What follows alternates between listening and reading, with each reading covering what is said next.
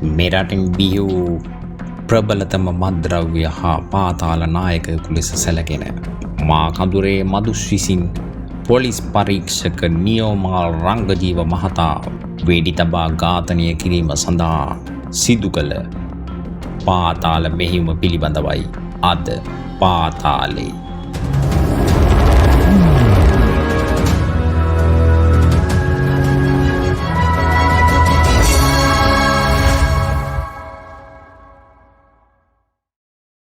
දෙදහස් 17 වසරේ වෙසක් පොහොයේදී තිබූ මැයි මස 10 වනදාට පෙර එනම් 9 වෙනිදා රාත්‍රී 8:09 අතර පිළියම්දල නගරයේ මුළු මහ ජනතාවම භීතියට පත් කරමින් නියෝමාල් රංගජීව මහතා මද්ද්‍රව්‍ය මිලදී ගන්නකු ලෙස වෙස්වලාගෙන පැමිණි ඇල්ටෝ රථය ඉලක්ක කරගනිමින් එල්ල වූ වෙඩි ප්‍රහාරයක් පිළිබඳ පුවත විද්‍යුත් මාධ්‍ය ඔස්සේ බොහෝ දෙනාගේ සමන් තුළට රිංගා ගත්තේ පාතාලයේ යලි හිස එසවීමේ භීතිය හා රංගජීවලා වගේම මෙම සිදුවීමේ විපතටපත් අහිංසක දරුවන් පිළිබඳ දුකක් හා කනගාටුවක් සමගය.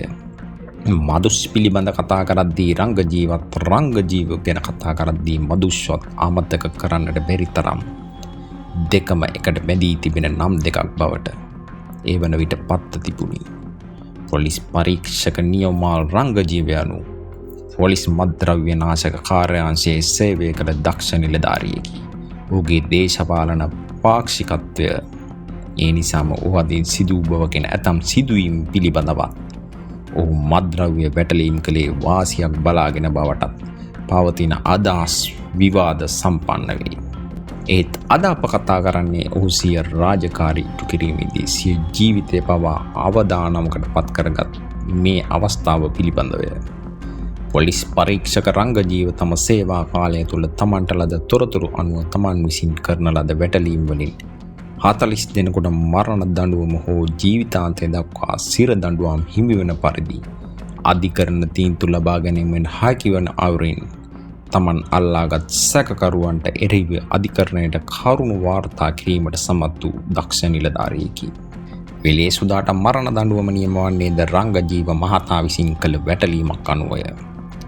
වෙලේ සුදා යනු සන්තෝෂම් ලබා දී රංගජීව වැන්නෙක් මෙල්ල කිරීමට හැකියාව තිබුණේ නම් ඒ අවස්ථාවක සිසේත්ම ගහරින්නෙක් නොවන බව ඔහුගෙන් සන්තෝෂම් ලැබුවන් ගැන කියවන වාර්තා අනුව පැහැදිලි වෙයි. මෙම පිළියම්දල පිළි තැබීම වූ දිනේද රංගජීව මහතා ඇතුළු කණ්ඩායම එහි ගියේ මදුෂ් ලංකාවට එවන ලද කෝටි ගණනක් වටින හෙරොයින් තොගයක් අල්ලා ගැනීමට ලැබුණු ඔත්තුවකට අනුවය. ඔහුට ඔත්තුව දුන්නේ කවුද? ඔහු නමින් මොහොමඩ් නවාස්සෙවත් මීගමුවේ නවාස්ස. පිළියම්දල වෙඩි තැබීමෙන් පසුව කරන ලද පරීක්ෂණවලදී හෙළිදරව් වූයේ නවාස් ආමි අසිතත් සමග ඉන්දියාවට පලා ගොස් ඇති බවය. රංගජීව මහතා ඇතුළු ඔහුගේ සගයන් පවසන්නේ මෙම සිදුවීමට පෙර නවාස් මාස 6ක් වැනි කාලයක් තුළ අවස්ථා ගණනාවකදී හෙරොයින් තොග වශයෙන් අල්ලා ගැනීමට සහයෝගය දුන් බවය. නාකොටික් එකට මද්ද්‍රව්‍ය තොග පිළිබඳ ඔත්තු දුන් මොහොමඩ් නවාස් කවුද? මිනිමැරුම් හා මැරකම් වලින් පාතාල නමක් හදාගනිමින් සිටි මාකඳුරේ මදුෂ් කුඩු පාතාලයට සම්බන්ධ කරගන්නේ ඔහුට ගුරුහරුකම් ලබා දුන්නේ මොහොමඩ් නවාස් සෙවත් මීගමුවේ නවාස්ය. එසේත් නැත්නම් කුඩු පාතාලය තුළ මදුෂ්ට අත්පොත් ලැබුවේ මෙම නවාස් නම් ඔහුගේ ගුරුවරයා විසිනි. මෙලෙස හෙරොයින් යාවාරම දිගටම කරගෙන ගිය මදුෂ් එහි ජය කෙහෙලි නංවන්නට සමත් විය. ඒ බව නවාස්ට දුටුවේය.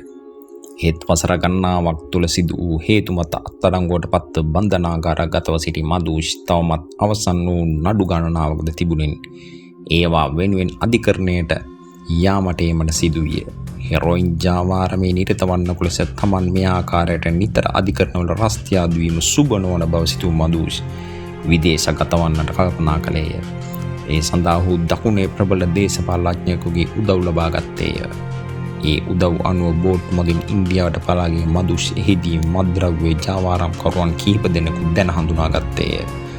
පසුව ඩුබායි බලා පිටත් වූයේ අපරාධකරුවන්ට සැඟවෙන්නට තිබුණ හොඳම ස්ථානය ඩුබායි බවට ලෝකය පිළිබඳව පාතාල කල්ලි අතර තිබෙන මතය අනුව යමිනි. ඩුබායිගේ මදුෂ් සිය ගුරාගේ උපදෙස් අමතක කළේ නැත. නමාස් යලි බන්ධනාගාරයෙන් එළියට ආපසු ඔහු දුරකථනයෙන් සම්බන්ධ කරගත් මදුෂ් තමන් මෙවන හෙරොයින් සහ කේරළ ගංජා ලංකාවේ බෙදා හැරීම බාරගන්න හැකිදයි විමසා සිටියේය.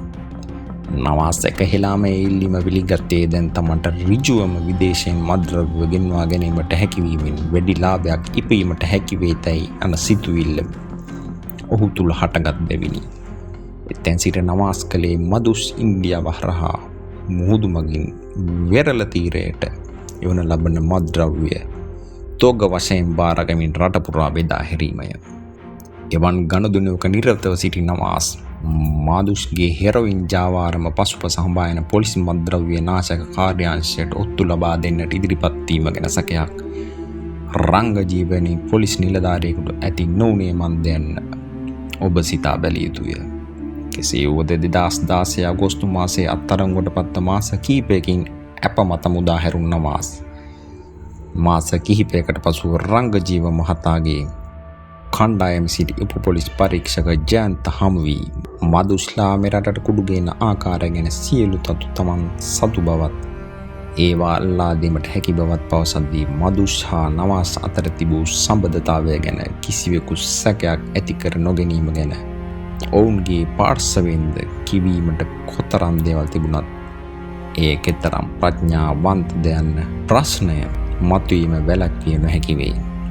කෙලින්ම රංග ජීව සමග සම්බන්ධකම් ආරම්භ නොකර නවාස් ජයන්ත අල්ලා ගන්නේ හරහා අවශ්‍ය අවස්ථාවක රංග ජීව දඩයම් කිරීමේ අරමුණ ඇතිවය.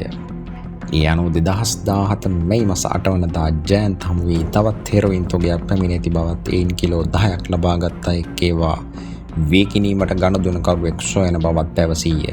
ඒ අනුව ගනුදෙනු සිදු කිරීමට 9 වෙනිදා යොදාගත් අතර ඒට රංග ජීව මහතාද සම්බන්ධ කරගන්නා ලෙස නවාස් ඉල්ලා සිටියේ ගනුදෙනුකරු ඔහුට අල්ලා දීම සුදුසු බව පවසමිනි.